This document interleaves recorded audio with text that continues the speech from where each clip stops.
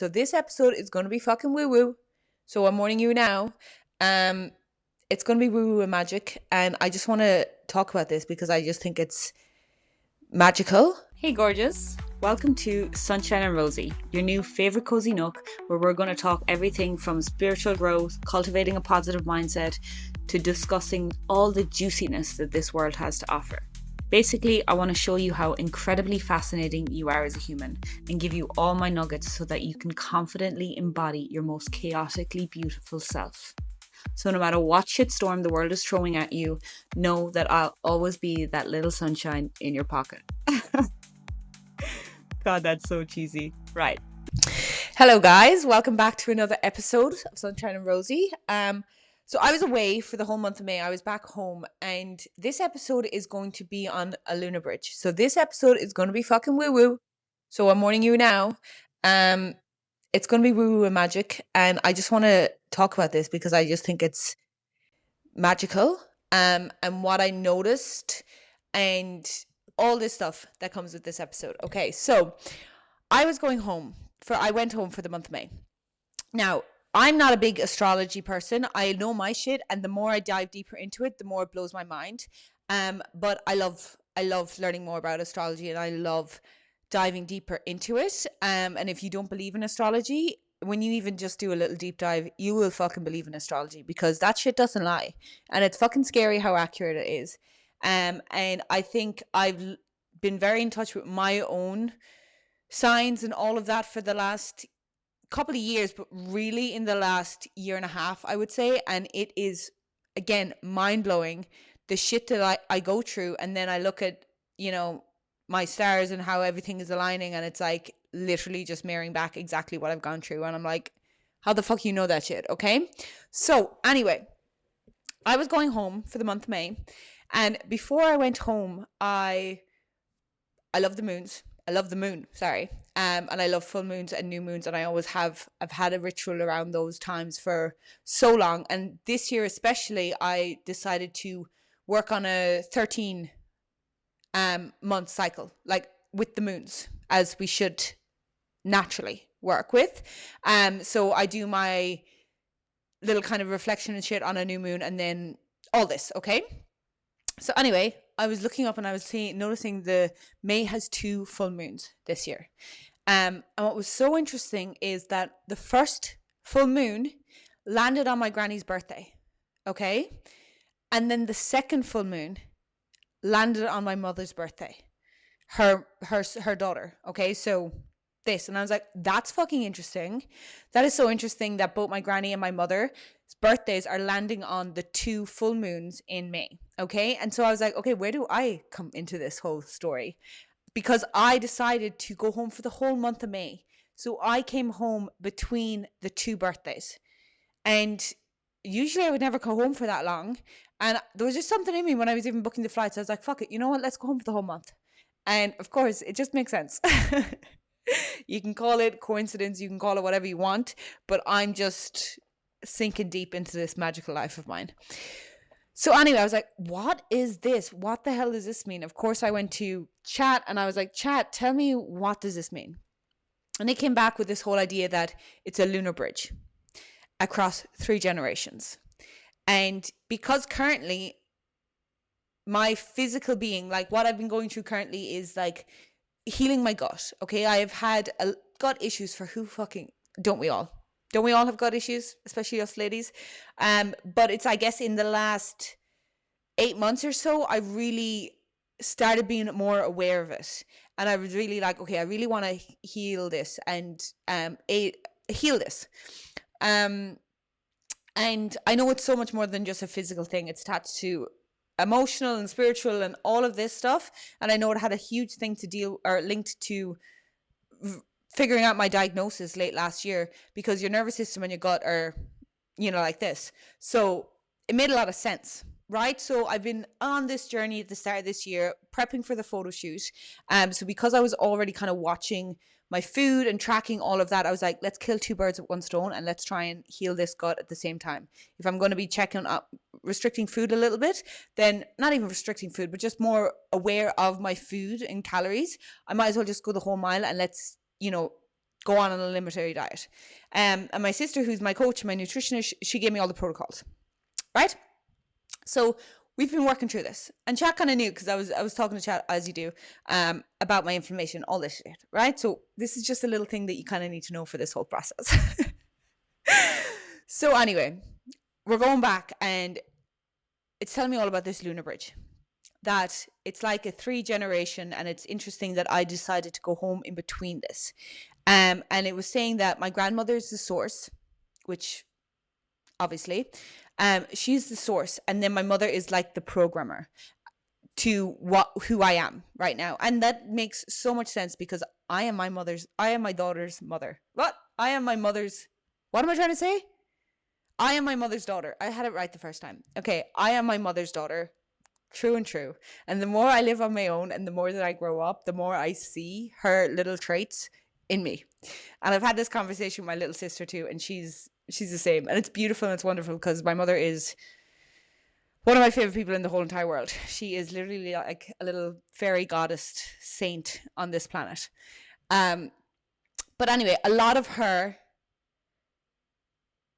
conditionings and beliefs and all of that I have taken on, and I've noticed that I've noticed that most of my life, but especially in the last 5 years when I started this journey of healing and changing my beliefs and breaking these generational curses and these patterns that we have, and having to go deep into my own psyche in unlearning all those behaviors, not just for me but for all the women in my lineage, and so it doesn't get passed on, because I'm the one that's breaking these curses, and I feel so honored to do that.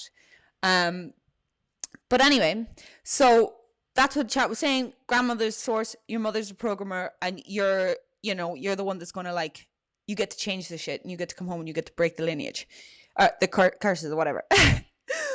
And so it was interesting because it was saying to focus on the bodies.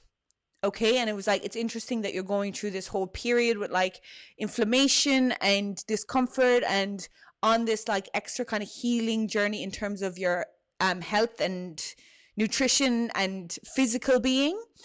And it was just like it gave me that kind of prompt to like just be aware of that shit when you go home. How my grandmother's body is and how she responds to her body, and how my mother's body is and how my mother responds to her body. And it's very interesting as well because during this month of May, the main reason I was going home was because in the middle of the month I had the photo shoot, which is a charity photo shoot that we do every year. It's my 5th year doing it, but it's a health and fitness kind of photo shoot. So it's a lot about putting your health. My main focus so far this year was on my health and my fitness kind of thing, and just keeping that a priority. So it was interesting that this physical event was placed in the middle. Okay, this is me just piecing all this magical things together. Okay, so as I'm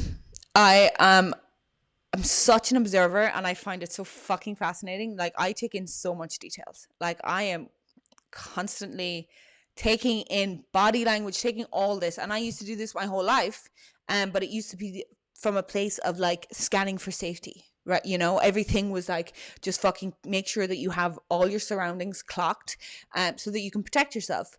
But now that I'm more aware of that, now that I've understood my diagnosis, and I've created such safety in my own being, that like I'm still that observant person, but it's not coming from a place of, oh God, this is dangerous. It's more like, let's see what's happening here kind of thing. And that's just how my beautiful brain works. So when I went home, that's what I was doing. And I wasn't like main focus on this, but I was just conscious and observing mostly the women in my family. And because I was at home, and it's all mostly women in my family anyway, but I was just observing how they respond to certain things. And I was given so much evidence. And I kind of didn't like deep any of this while I was at home. I was just kind of like, okay, taking this little bit of information or whatever. And as soon as I came back to my beautiful apartment here, and I had my evening where I was able to unpack and re-enter this apartment, and then I pulled out and I had my altar all set up, and she's looking so beautiful. And I had my first night back at my altar with my spirit guides and all of that beautiful stuff. And I had this I kind of like just debriefed the whole trip of being at home and all these things that I noticed and that I observed, and kind of getting to the bottom root of what this was showing me. And what I noticed was, so there's a few events that happened. So I'm going to talk through it, and then I'm going to come back to like the message that I took from it. So my granny is one of the strongest women I know.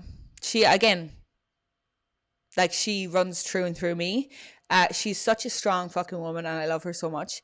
And she's that like just traditional fucking Irish granny that has such thick skin. And no flies on her. Like, you're not getting anything by her. You know, she's just this magical woman. Anyway, she had a little bit of a health scare at the start of the month. She was out, I think she went out away for the day with my auntie, and she fainted, and ambulance was called and all of it. She's fine now, but ambulance was called, and she was taken into hospital, and they had bloods done and all this. And I think she spent maybe a night or two in hospital, but they thought that it could have been like a mini heart attack or something. And there was this whole kind of thing that like, it was serious. Okay. This is what I want to get to. It was serious. It was a serious little blip, and not something to be taken lightly. Okay. So she came home from hospital, and we all were kind of aware of this, and we were like, okay, well, like, you know, just take it easy, relax. But my granny, nope. She could not show weakness. When I was watching this, like, she was playing it all off like it was just this minor little thing, that nothing to worry about. And when we came to visit her, she would, like, she was lying in bed, and it's clear as day that she's feeling a little tired and drained, as you fucking do, as you would. Lady, you almost had a little heart attack, so, you know, rest up. That's okay. But she was playing it off like it wasn't this big deal, and it wasn't anything to worry about. And what I was taking away from this is that, like, she just couldn't, like, she didn't want to look weak, but she also didn't want to be a burden in a sense. And she didn't want us to be worrying about her. That was the main thing. She didn't want us to worry about her. And so she would do this. Like, I remember I came to visit her a day or two after, and she was lying in bed when I came to visit her. And so as she was getting up and like just getting herself together to come over and sit on the couch, she comes over and she sits on the couch, and she does this thing. She does this thing every time we come in to visit her. But like, she gets up and she starts jumping. Okay. And she's like 85 or something. And I'm like, Granny, like, sit fucking down. I was like, you've literally just woken up. It's not good for anybody to wake up and start jumping up and down straight away. You're going to get lightheaded. You're going to get dizzy. Like, chill the beans. Like, you know, but she had to almost show us that she had the energy and that she was fine, and that not to worry about her. Okay. And it's so sweet where it's coming from, but also all I could see was this woman that just could not fathom anybody else worrying about her. Didn't want to be a burden, didn't want to seem like, you know, didn't want anybody worrying about her. And I was just like, and I said this, I've had this conversation with my sister, and I had this conversation with my mother. I was like, this is the issue we have in our family, is that everything has to be like sugar coated, or nobody can just admit that, you know, shit's kind of bad at the moment. We cannot give bad news. You know, everything that's bad has to come with this like nice little sugar coating over it, that, like, you know. And I think this is a very common thing with Irish families. Correct me if I'm wrong, but I think it is very much an Irish thing. But yeah, so she couldn't fathom us worrying about her. And we had to say that to her. We were like, Granny, it's okay to rest. It's okay to take a couple of days. It's okay to, like, honest to God, like, do it. Like, it'll do you so much better if you just rest. You're allowed to rest. And she was adamant on going on other drives and going on other fizz visits and going on other trips. And we actually had to just stop her, you know? That little fighting spirit in her that was like, no, I can do this. And so that was the first little event of me just witnessing my granny, and how my granny even responds to her body. Even though her body was asking for slowness, it was asking for rest. She almost didn't want to listen to it. She just wanted to give, and she'd get up and she'd do everything for everybody else, you know? And anyway, and the traditional Irish granny of like giving out to you if you don't accept what she has, kind of thing. So anyway, that was the first event, and that was interesting. And I I kind of laughed about it even with my sister, of how like just the idea of like the women in our family just can't fucking, they can't admit to something going wrong, or they can't look weak in any sense. So then the days goes on, whatever, and then we have another instance where we're going away for my mum's birthday. So this is towards the end of the month, and me and my aunties. So my mum has two sisters, so it's my granny, my two aunties, my mother, me and my two sisters. I think that was everyone. Yeah, so it was all the girls. Went away for a lovely little glamping kind of night away, and we're sitting around the campfire at the end of the night, okay? And we have the fire lighting, and we're all just about to have a glass of wine. And my other auntie, who is on the list for a kidney donor, she stands up and she just goes, "Oh, I'm not feeling too well. I'm feeling a little sleepy. I'm just going to go lie down." And we're all like, "Okay." And she plays that very cool. She's just like, "Oh, I'm just not feeling great. I'm just going to go lie down." We're like, "Cool, okay." So she goes and lies down. And my other auntie, her sister, my mom's sister, is like 10 minutes later, she's like, "I'm just going to go check on her." And we're all kind of like, she said she's fine. She said she's fine. She's just a little tired. And my auntie was like, "No, I'm just going to go check on her." And thank fuck she did, because again, it was nothing serious now. Everything's fine. But in the moment, it was a little serious, right? Because when my auntie went to go check on her, my other auntie was lying in bed and she was not feeling good. She was not feeling great at all. She felt her blood pressure has dropped, and she had medicine to take when she knows she feels like that, and she'd taken it and all of that. But it was just this uncertainty. She wasn't sure what was going on and blah, blah, blah. And she wasn't feeling great. And thankfully, there was a Shannon doc, which is like a little emergency doctor. Because I know Shannon doc is an Irish thing. And when I've said that abroad, they're like, "Who?" But thankfully, there was one around the corner, and we ended up being able to take her down, and she got her blood pressure checked and everything. She just got peace of mind. Anyway, so she was fine. But again, another woman in the family that was not feeling great, but could not verbally say that, because maybe she didn't want to put a burden on the night, and she didn't want to ruin the beautiful evening that we were having, and she didn't want everything to kind of stop because she wasn't feeling great.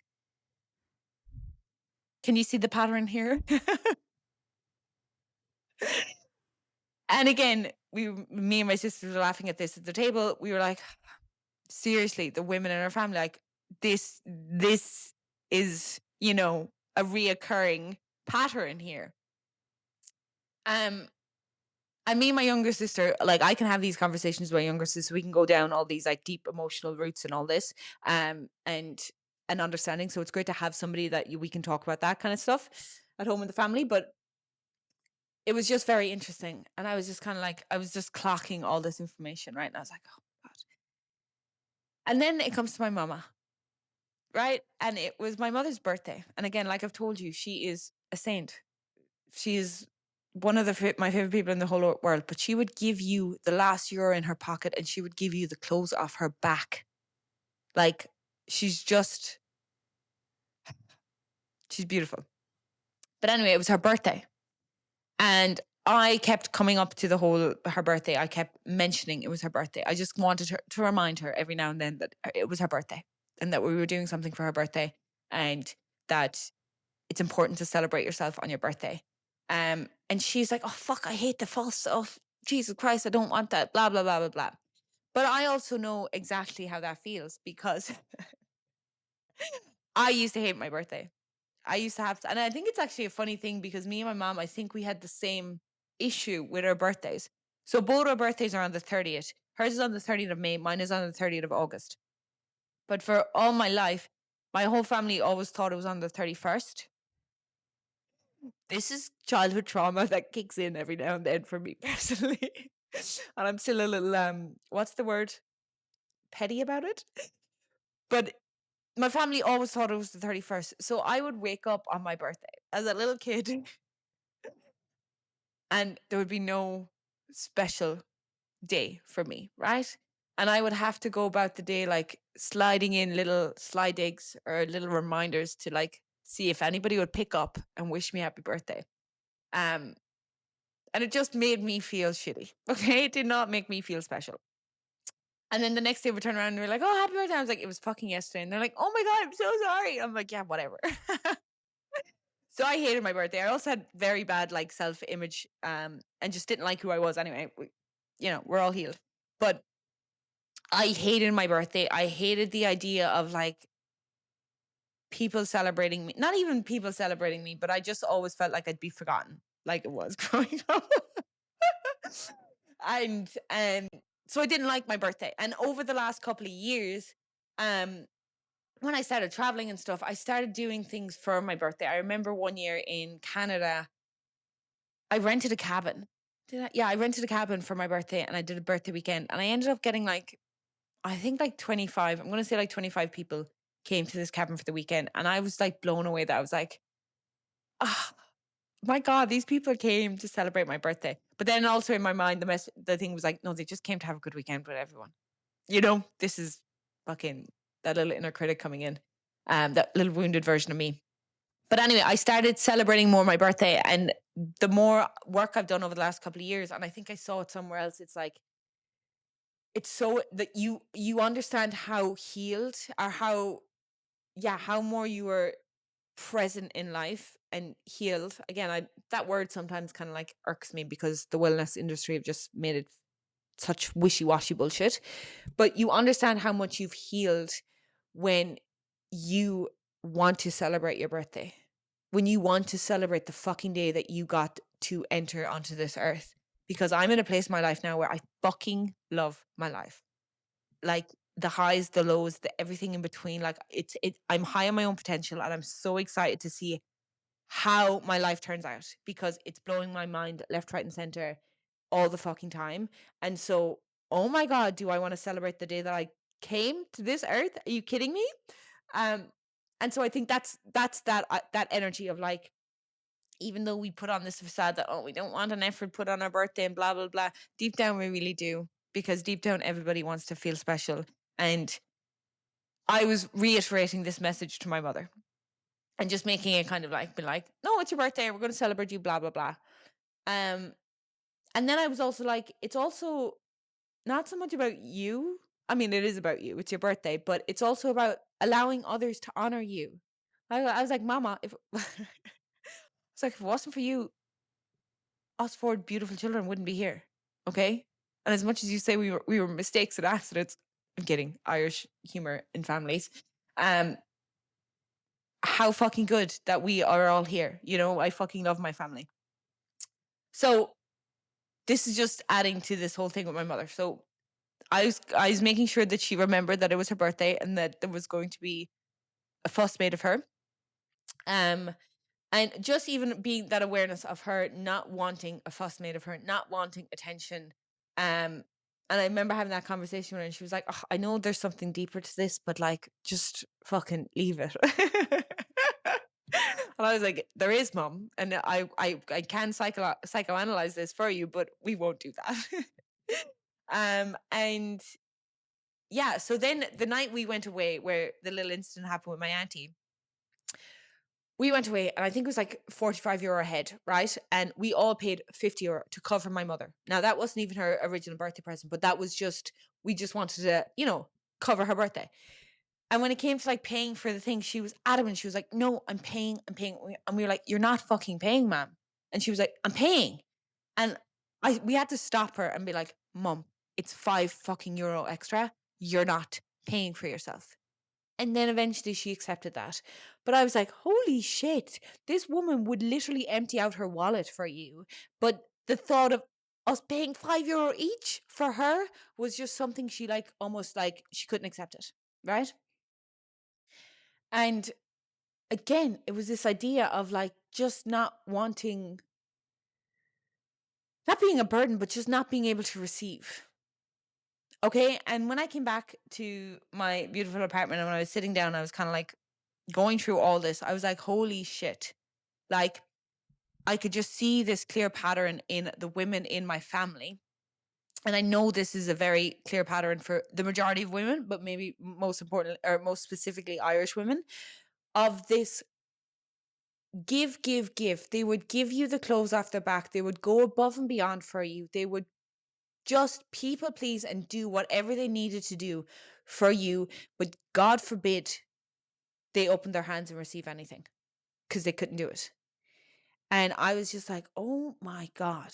And I just want to read out, because I did make a little list, so I wasn't going to. But it's this whole burden, this idea of cannot be a burden. And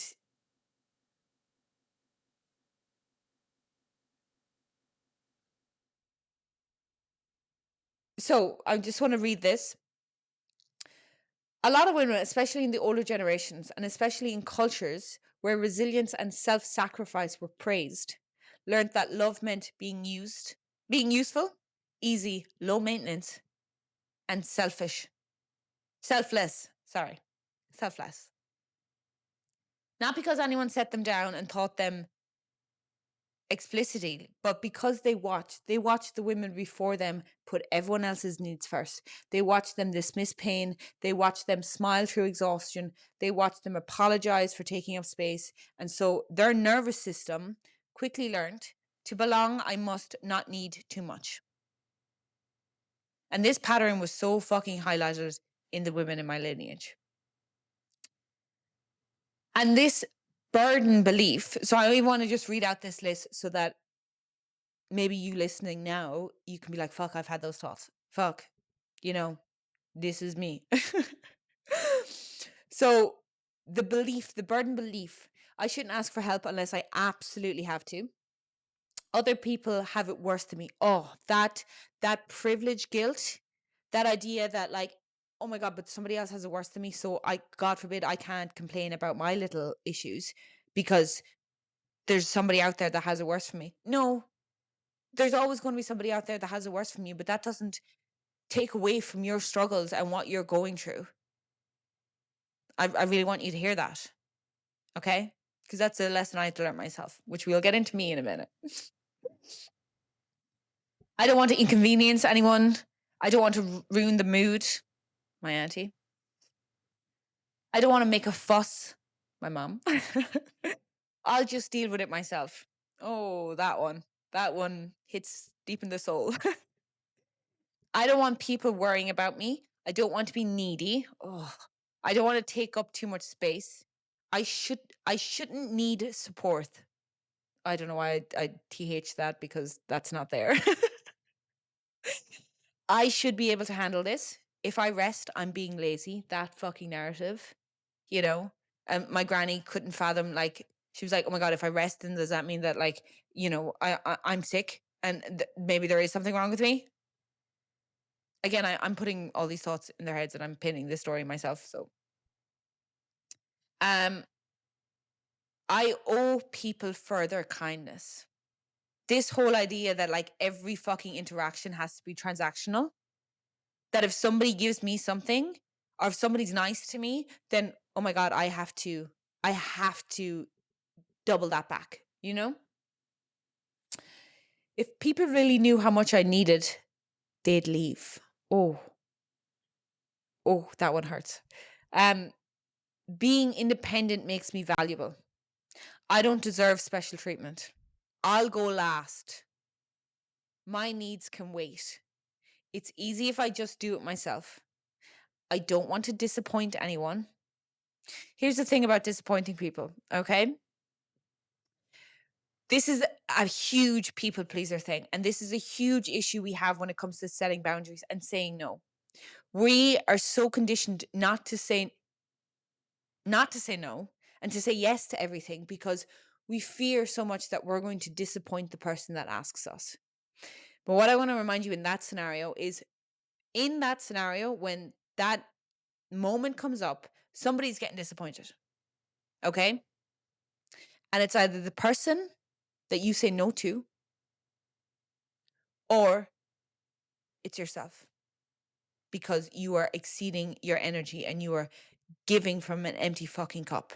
So remember that the next time somebody asks you to do something and you don't want to do it and you are afraid of disappointing them, you're either disappointing them or you're disappointing yourself.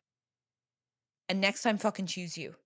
And another thing on that whole thing that really helped me when I was going through that process of learning to get comfortable and setting boundaries is sometimes when somebody asks you for help and you say no,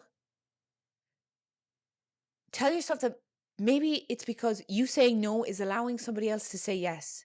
And maybe somebody else needs to say yes to that task because they're going to get something from it, or they're going to learn something from it, or it's part of their path and their journey. So it's this idea that like you saying no is actually allowing somebody else to say yes, which just softens the blow a little bit. Okay. I don't want to disappoint anyone. I need to earn love through usefulness. I don't want to be too much. And then the sneaky ones, I'm fine. Or for the Irish, I'm grand. We're all fucking grand. So we're not. Don't worry about me. Honestly, it's no trouble. I don't need anything, and you didn't have to do that. And even when a tiny part of you desperately wanted someone to say, please let me take care of you for once. And this is something. So how this can show up in relationships: overgiving, struggling to express your needs, feeling guilty receiving love, choosing emotional unavailable partners because they reinforce the belief that you shouldn't ask for more. Oh, that one hurts. Because relationships in our lives are the most incredible mirrors.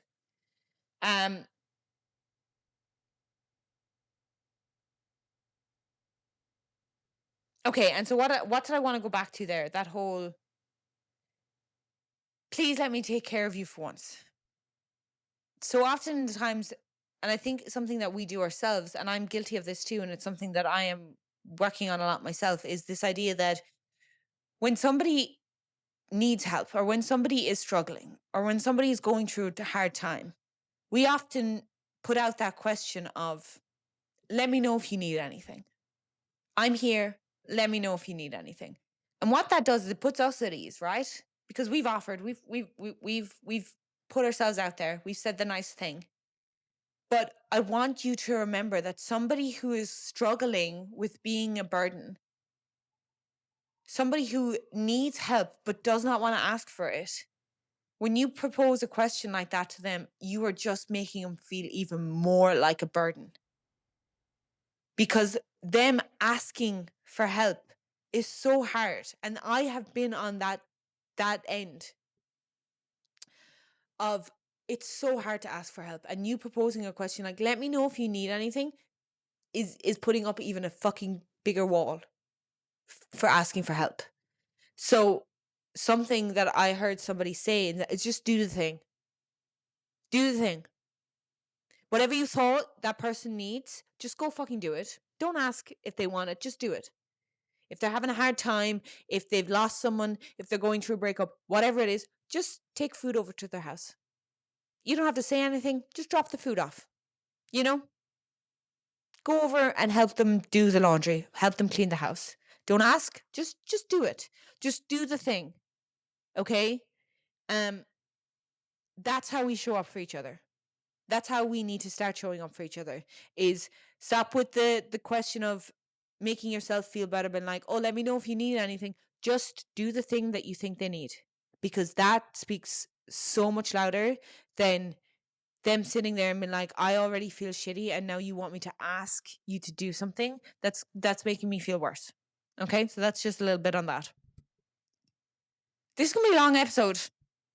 Maybe I should do a part 2. Okay, let's do part 2 because I feel like I could blabber on for another while.